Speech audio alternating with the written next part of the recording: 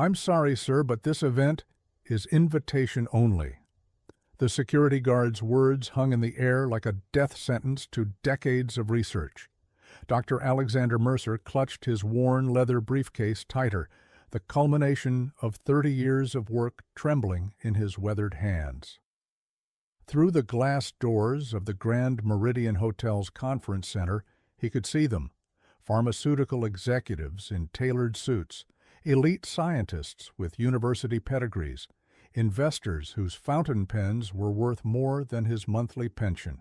They were deciding the future of medicine, while the man who had sacrificed everything to actually change it stood outside, deemed unworthy. The annual BioInnovate Symposium was the most prestigious closed-door event in medical technology, where billion-dollar decisions were made over champagne and canapes. Inside the opulent ballroom, projection screens displayed cellular regeneration models eerily similar to Dr. Mercer's own breakthrough research that had been rejected for funding 16 times. Research conducted in a basement lab at a community hospital, while these people discussed market viability from penthouse offices. In the corner, partially obscured by an elaborate ice sculpture, a man in a simple dark suit observed the room with unusual intensity, his Leonardo DiCaprio's familiar profile momentarily unrecognized amidst the self-importance filling the air.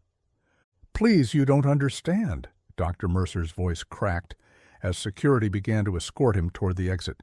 "My treatment works. I've documented cases, children who can walk again." His protest grew louder, causing several heads to turn. The symposium's organizer, Dr. Whitfield, approached with a practiced corporate smile that never reached his eyes. "If your research had merit, you'd already be one of us," he said, just loud enough for nearby attendees to chuckle. What no one noticed was DiCaprio setting down his untouched champagne, his expression hardening as he moved purposefully toward the commotion. Dr. Mercer's shoulders slumped as his life's work was dismissed with casual cruelty. At 68, his once prestigious career at Johns Hopkins was a distant memory, sacrificed years ago when he'd chosen to pursue his unorthodox treatment protocol rather than follow lucrative pharmaceutical pathways. His hands, surgeons' hands, that had once performed miracles, now bore the slight tremor of age and exhaustion. The leather briefcase he clutched contained not just research papers, but weathered journals documenting every patient, every small victory, every setback over 3 decades. The security guard, young enough to be his grandson, maintained a firm grip on his elbow. "Sir, I'm going to have to insist." There was sympathy in the young man's eyes, but rules were rules, especially when they came from people who arrived in Bentleys and signed checks with more zeros than most people saw in a lifetime. Inside, the symposium was reaching its crescendo. On stage, a sleek executive from Northcrest Pharmaceuticals was unveiling a groundbreaking stem cell delivery system, the very mechanism Dr. Mercer had pioneered in his community hospital lab using equipment he'd purchased secondhand when the university refused his grant applications. The difference was that their system cost $180,000 per treatment. His cost, $1,200. A detail that would remain irrelevant as long as he stood outside on the marble steps, his decades of sacrifice reduced to the pathetic spectacle of an old man being escorted away from doors that would never open for him. "Is there a problem here?" The voice was calm, but carried unmistakable authority. Dr. Whitfield turned, his practiced smile faltering slightly as he recognized the speaker. Leonardo DiCaprio stood with hands casually in his pockets, but there was nothing casual about his gaze. It was the same focused intensity that had captured audiences for decades. "Mr. DiCaprio," Whitfield recovered quickly, extending his hand. "What an unexpected pleasure. I wasn't aware you were interested in biotechnology." "I'm interested in a lot of things," DiCaprio replied, ignoring the offered hand as his attention shifted to Dr. Mercer, "including why you're removing this gentleman from a symposium on medical innovation." The small gathering of onlookers grew larger. Phones appeared discreetly, recording the unexpected confrontation. Dr. Whitfield's smile tightened. "This is a private event, Mr. DiCaprio. Invitation only. This gentleman doesn't have credentials that warrant attendance." Dr. Mercer stared at the floor, the humiliation of having his life's work dismissed in front of someone of DiCaprio's stature almost too much to bear. He'd faced rejection before: the skeptical review boards, the dismissive journal editors, the condescending pharmaceutical representatives, but never with such a public audience. Around them, the elite of the medical world watched with detached amusement, the evening's entertainment now including the spectacle of an aging doctor being removed while a Hollywood celebrity inexplicably took interest. DiCaprio's eyes narrowed slightly as he studied Dr. Mercer's worn briefcase, the faded name tag still attached to its handle. "Alexander Mercer, M.D., Ph.D., he read aloud. "From Riverside Community Hospital?" His voice carried just enough to ensure the growing audience heard every word. Whitfield laughed, the sound like glass breaking. "Hardly the Cleveland Clinic, is it?" Several attendees chuckled on cue. Dr. Mercer finally looked up, something hardening in his expression. "Riverside serves people who can't afford the hospitals where these gentlemen practice," he said quietly. "People who need solutions, not profit margins." DiCaprio turned to face the gathering crowd more directly. "I find it interesting," he said, his voice simultaneously conversational yet projected with an actor's skill to reach every ear, "that at a symposium dedicated to medical innovation, you're turning away someone who's actually innovating." The crowd shifted uncomfortably. Dr. Whitfield's smile became a grimace. "Mr. DiCaprio, with all due respect, you're an actor, not a scientist. Dr. Mercer's work hasn't passed peer review or secured significant funding, which suggests—" "That he doesn't play your game?" DiCaprio interrupted. "I've spent my career researching roles, Dr. Whitfield. I've learned to recognize authenticity." He gestured toward the ballroom where presentations continued. "In there, I see a lot of talk about quarterly projections. Out here," he placed a hand lightly on Dr. Mercer's shoulder, "I see calloused hands and a man who looks like he hasn't slept properly in years. Which one do you think is actually trying to save lives?" A tense silence fell over the gathering. Inside, champagne flowed, and deals were made. Outside, something unexpected was beginning to unfold. Dr. Whitfield's composure cracked like thin ice. His eyes darted between DiCaprio, the growing crowd of onlookers, and the smartphones discreetly recording the confrontation. This was supposed to be a controlled environment, his controlled environment, where market forces and scientific orthodoxy maintained their comfortable alliance. Now, a Hollywood celebrity was disrupting the careful hierarchy with unexpected eloquence. "Perhaps we could discuss this privately," Whitfield suggested. His voice lowered as he gestured toward a side room. "I think we're fine right here," DiCaprio replied, loud enough for everyone to hear. "Dr. Mercer's work deserves an audience, doesn't it?" He turned to the doctor. "Would you mind showing me what you brought in that briefcase?" The older man hesitated, decades of rejection making him wary of hope. His arthritic fingers trembled slightly as he unlatched the worn leather case. Inside were meticulously organized files, not glossy corporate presentations, but handwritten notes, dog-eared journal articles with exhaustive marginalia, and before and after MRI scans paper-clipped to patient files with names, not just case numbers. "My treatment protocol," Dr. Mercer explained, his voice gaining strength, "uses a modified stem cell delivery system that costs a fraction of conventional methods. We've had success with spinal cord injuries previously deemed irreversible." DiCaprio examined a photograph, a smiling teenage girl standing between crutches, her weeping parents beside her. This patient? Melissa Hernandez, paralyzed from T10 after a car accident. Insurance denied experimental treatments. Dr. Mercer's voice softened. She took her first steps 9 months after we began treatment. From the gathering crowd, a woman in an elegant evening gown stepped forward, her academic credentials displayed prominently on her name tag. "That's impossible with current technology," she stated flatly. "With current approved technology," Dr. Mercer corrected gently. "But when you're working outside the system, you're not limited by what's been approved." He pulled out more files. 17 patients with similar outcomes, not perfect recoveries, but significant improvements, documented, measured, verified. The crowd's murmuring grew louder. Inside the ballroom, executives continued discussing market projections and shareholder value, unaware that outside, the real future of medicine was being revealed on the marble steps by an aging doctor who couldn't afford a new suit and a movie star who had recognized authentic determination when he saw it. "This is absurd," Whitfield hissed, his corporate veneer cracking further.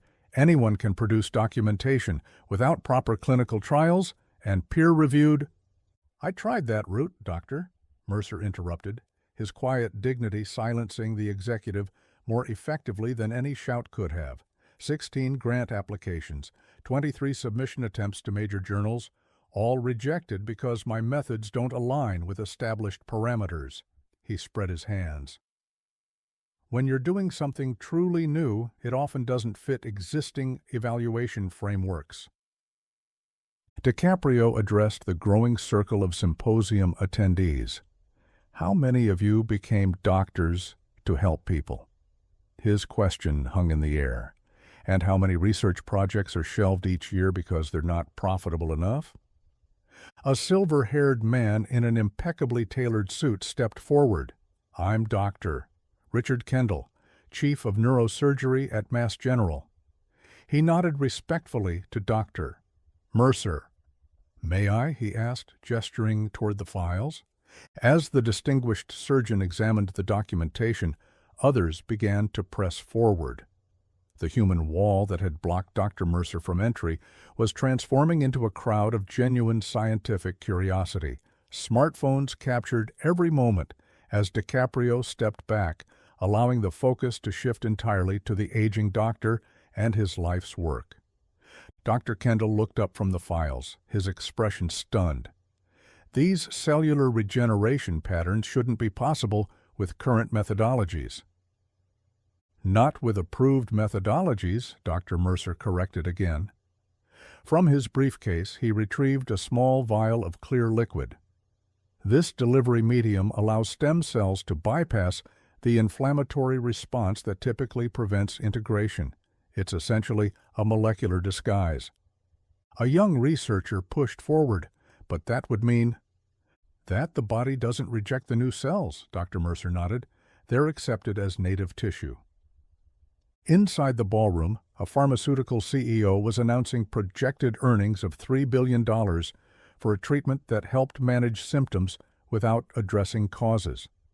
Outside, the real medical revolution was unfolding on marble steps, orchestrated by a man whose research budget came from his pension and whose laboratory was in a hospital basement, serving patients who couldn't afford real health care. Dr. Whitfield's desperate attempt to regain control marked a man watching his carefully constructed reality crumble. "This is completely irregular, even if, and that's a substantial if, these results are legitimate. There are protocols, procedures. You can't just present unverified research at a—" "At what?" DiCaprio interjected, his voice cutting through the executive's protestations. "A symposium on medical innovation? Isn't that exactly what this is supposed to be about?" He gestured toward the ballroom where presentations continued. "In there, you're discussing incremental improvements to existing treatments that most people can't afford. Out here," he turned to Dr. Mercer, who stood surrounded by increasingly intrigued medical professionals, "is someone who's actually changing lives." The crowd had grown substantially, with many attendees abandoning the formal presentations inside to witness the unexpected drama. Dr. Kendall, still examining the files, looked up with an expression of professional awe. "Alexander, these results, if verified, this could change everything we understand about neural regeneration." The respected neurosurgeon turned to address his colleagues. "We need to hear this man out, properly." A middle-aged woman stepped forward, her name tag identifying her as Dr. Susan Chen, Director of Research at Johns Hopkins. "Dr. Mercer, wasn't your early work on cellular regeneration conducted at Hopkins? I remember reading your papers from the 90s. For the first time, a smile crossed Dr. Mercer's weathered face. "Yes, before my approaches became too unorthodox for the department's comfort." "I was a graduate student then," she said, shaking her head. "Your work on modified stem cell applications was revolutionary, but it disappeared from journals. Now I understand why." The momentum was shifting palpably. What had begun as a humiliating ejection was transforming into an impromptu presentation that commanded more genuine interest than anything occurring inside the official symposium. Scientists and physicians formed a circle around Dr. Mercer, examining his documentation, asking questions that reflected real curiosity rather than skepticism. Whitfield made one final desperate attempt, addressing DiCaprio directly. "Mr. DiCaprio, this is highly irregular, as generous as your interest in Dr. Mercer might be. This symposium has schedules, speakers, protocols." DiCaprio's response was quiet, but carried to every ear. "Sometimes, Dr. Whitfield, the most important voices are the ones your protocols are designed to silence."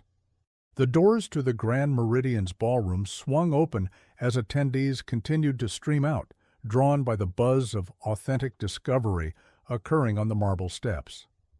Inside, a pharmaceutical executive stood bewildered at his suddenly half-empty audience.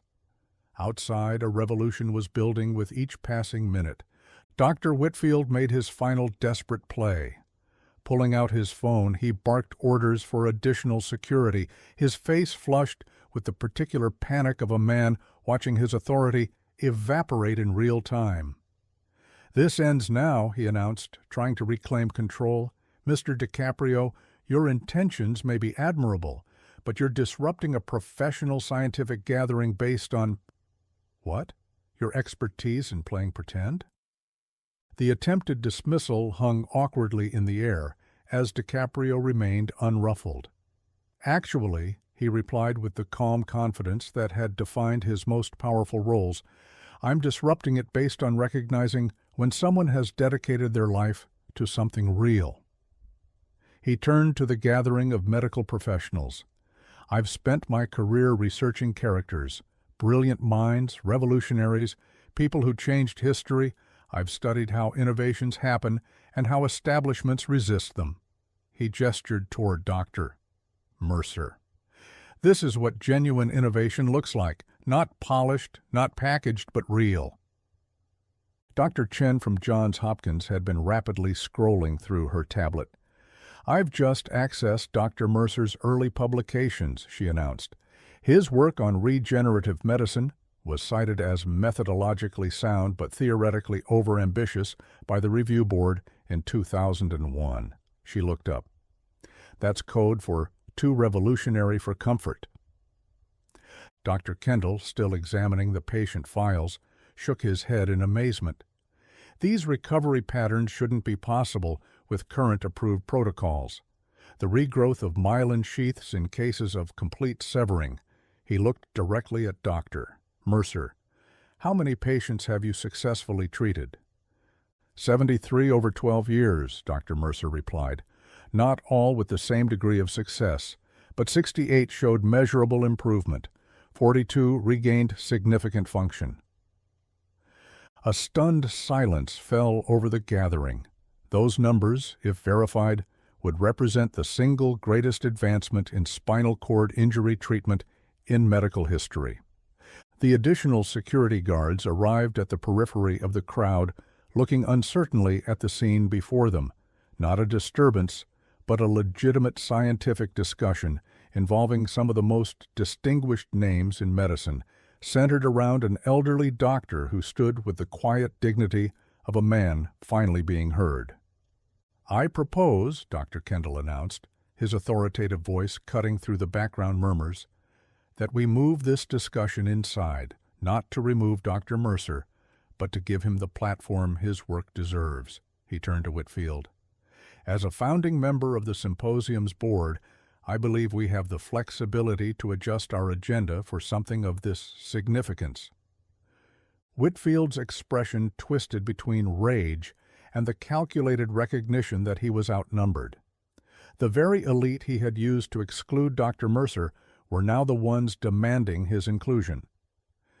"This is highly irregular," he repeated weakly.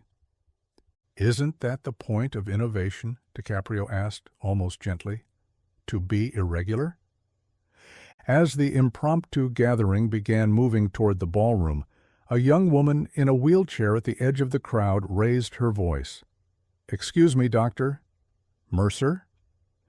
The crowd parted as she wheeled forward, her Harvard Medical School badge identifying her as a second-year resident. "I have T7 complete," she said, referencing her spinal cord injury level.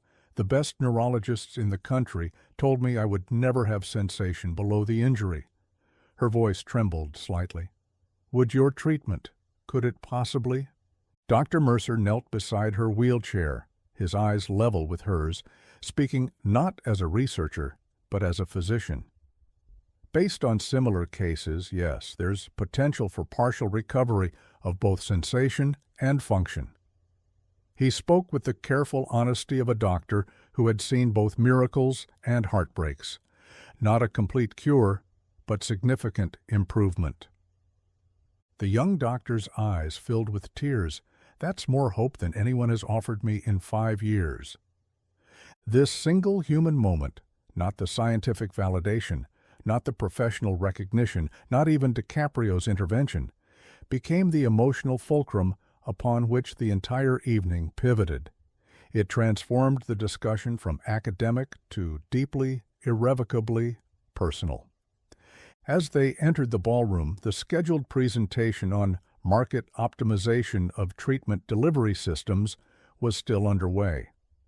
The presenter faltered as the doors opened and the crowd flowed in, led by DiCaprio and Dr. Mercer. Dr. Kendall strode directly to the stage, whispered something to the bewildered presenter, and took the microphone. "Ladies and gentlemen, we are making an immediate adjustment to our program. It appears we have been discussing the future of medicine, while the actual future was waiting outside our doors." The next 30 minutes unfolded like a scene from a medical drama, except that every word, every case study, every explanation of Dr. Mercer's methodology was achingly, revolutionarily real. Standing at the podium where earlier only executives and established researchers had been permitted, the aging doctor presented his life's work with the simple eloquence of someone who had spent decades perfecting not his presentation skills, but his actual science. "The fundamental flaw in current approaches," Dr. Mercer explained, his initial nervousness giving way to the confidence of absolute expertise, "is the assumption that the body's inflammatory response is an obstacle to work around, rather than a mechanism to work with." On the massive screens where pharmaceutical stock projections had recently been displayed, Dr. Mercer's simple but meticulous hand-drawn diagrams now appeared, quickly photographed, and uploaded by supportive younger doctors in the audience. His delivery system, elegantly uncomplicated compared to the complex methodologies presented earlier, showed a revolutionary approach to cellular regeneration. By modifying the surface proteins of the stem cells using this relatively inexpensive compound, he indicated the molecular structure displayed overhead, we effectively disguise them as the body's own damaged cells initiating repair. The immune system not only doesn't attack them, it actively supports their integration. In the audience, medical professionals who had spent decades working within established parameters were visibly processing the implications. This wasn't merely an improvement on existing treatments.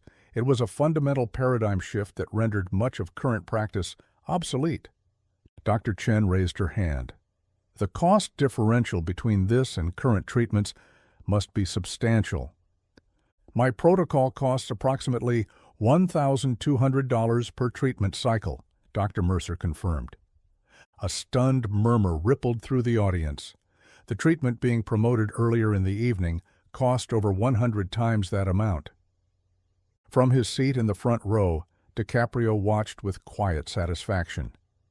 He had used his celebrity not to promote himself, but to ensure that a voice that needed to be heard could not be silenced.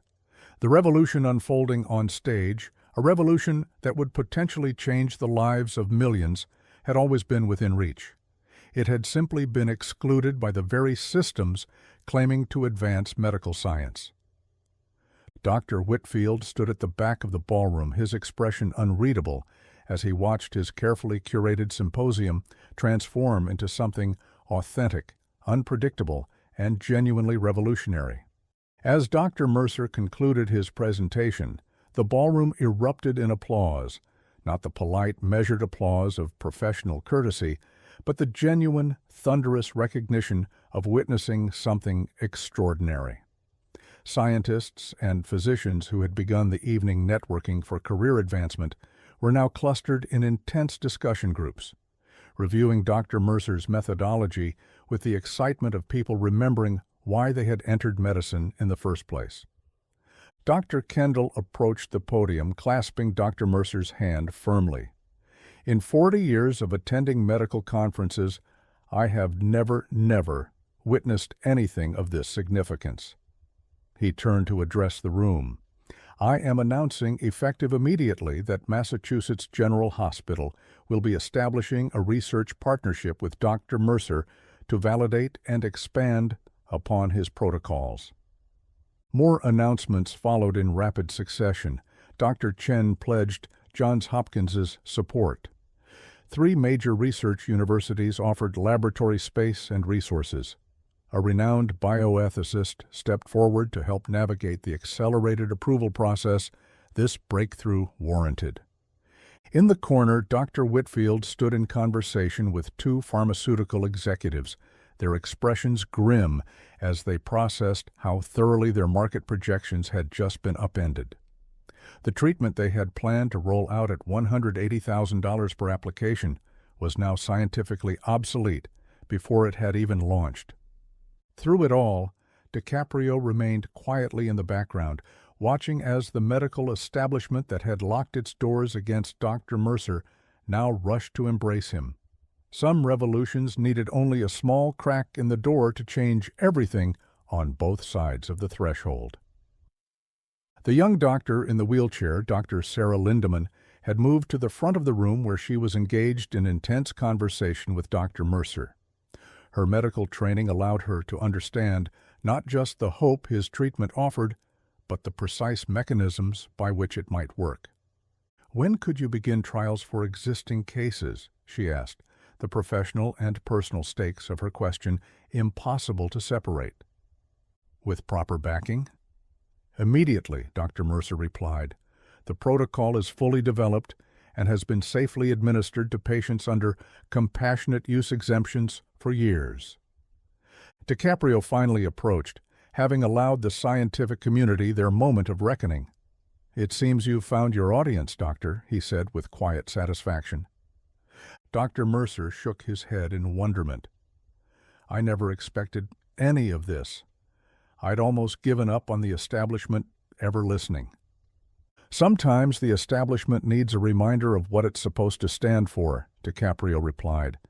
He glanced around the room where the energy had transformed from corporate networking to genuine scientific excitement.